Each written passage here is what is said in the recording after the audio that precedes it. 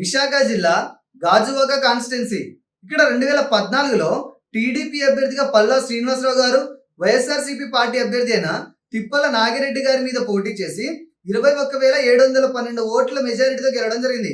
Final గా ఈ seat ని టీడీపీ కైవసం చేసుకోవడం జరిగింది. ఇక 2019లో కనుక మనం ఒకసారి ఇలానే చూసుకున్నట్లయితే ఇక్కడ వైఎస్ఆర్సీపీ పార్టీ అభ్యర్థి అయిన తిప్పల నాగిరెడ్డి గారు, జనసేన పార్టీ అభ్యర్థి అయిన కొణిదెల పవన్ కళ్యాణ్ గారి మీద, టీడీపీ పార్టీ అభ్యర్థి అయిన పల్లా శ్రీనివాసరావు గారి మీద పోటీ చేసి జనసేన మీద 16,753 ఓట్ల మెజారిటీతో గెలవడం జరిగింది. ఇక ఈ 2024 ప్రస్తుత పరిస్థితి కనుక మనం చూసుకున్నట్లయితే ఈసారి ఇక్కడ కూటమి అభ్యర్థిగా టీడీపీ తరపు నుంచి పల్లా శ్రీనివాసరావు గారే బరిలోకి దిగడం జరుగుతుంది. ఇక వైఎస్ఆర్సీపీ అభ్యర్థిగా ఈసారి గుడివాడ అమర్నాథ్ గారు ఇక్కడ పోటీ చేయడం జరుగుతుంది.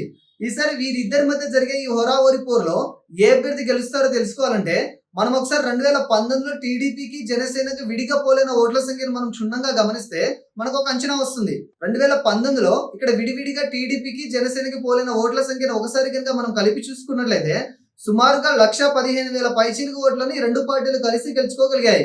ఇక్కడ వైసీపీకి 75,000 పైచీలకు ఓట్లు మాత్రమే రావడం జరిగింది. అంటే ఆ టైంలో టీడీపీ జనసేన కూటమిగా మారి పోటీ చేసి ఉండుంటే ఖచ్చితంగా లాస్ట్ టైం వైసీపీ గెలిచిన ఈ సీటు 40,000 మెజారిటీతో కూటమి గెలిచి ఉండదేమో అనిపిస్తుంది.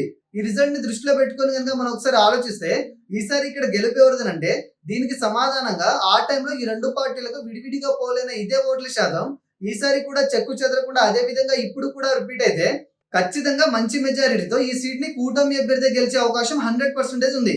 ఇకపోతే ఇక్కడ కనబడుతున్న ఈ రిపోర్ట్ ని పక్కన పెట్టి కొన్ని ముఖ్య సర్వేలను పరిగణలోకి తీసుకుని పరిశీలించి చూడగా కూడా ఈ సీటు కూటమి అభ్యర్థి గెలిచే అవకాశం ఎక్కువగా ఉందని తెలుస్తుంది. కానీ గెలుపు అన్నది కొత్తగా ఈసారి పోలవబోయే యువత ఓట్ల మీద కూడా ఆధారపడి ఉంటుంది. మారిన సమీకరణాలను బట్టి యువత ఎటువైపు మొగ్గు చూపితే ఆ పార్టీనే ఈ నియోజకవర్గాన్ని కూడా కైవసం చేసుకునే అవకాశం ఉంది.